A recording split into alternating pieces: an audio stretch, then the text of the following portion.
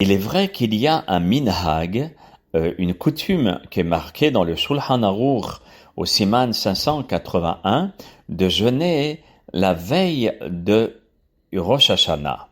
Cette habitude est également reprise par le Ben Ish Chai dans la Parashat Nitzavim, Halacha 61.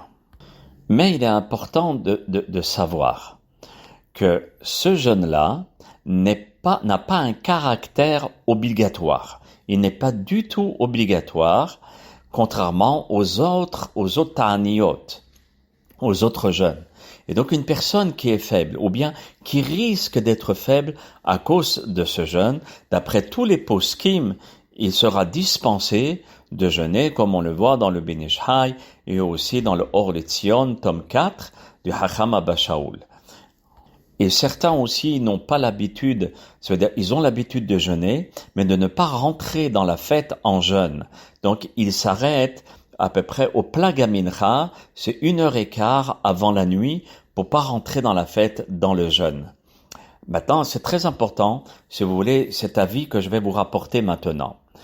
Beaucoup ont l'habitude de jeûner, mais jusqu'à la moitié de la journée. Ça veut dire, à Mincha Gdola, c'est approximativement une demi-heure après le milieu de la journée.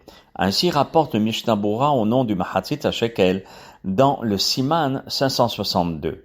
Et cet avis que je vous rapporte maintenant, donc si vous remarquez, il sera possible de jeûner, mais de ne pas jeûner jusqu'à la fin de la journée et puis ensuite d'être très très fatigué. C'est vrai que chacun se comportera selon son minhag, mais cette stratégie de jeûner jusqu'à la moitié, une demi-heure après Chatzot, c'est la possibilité de jeûner, de faire comme le Shulchan Aruch et aussi tous les poskim qui le rapportent au Siman 581, mais de l'autre côté, de ne pas tomber dans la faiblesse, parce que ce jour-là, il faut avoir la tête sur les épaules et d'être d'aplomb et d'avoir beaucoup de force pour rentrer dans la fête avec beaucoup de concentration. Donc voilà, si vous voulez, pour ceux qui ont l'habitude de jeûner la veille de Rosh Hashanah.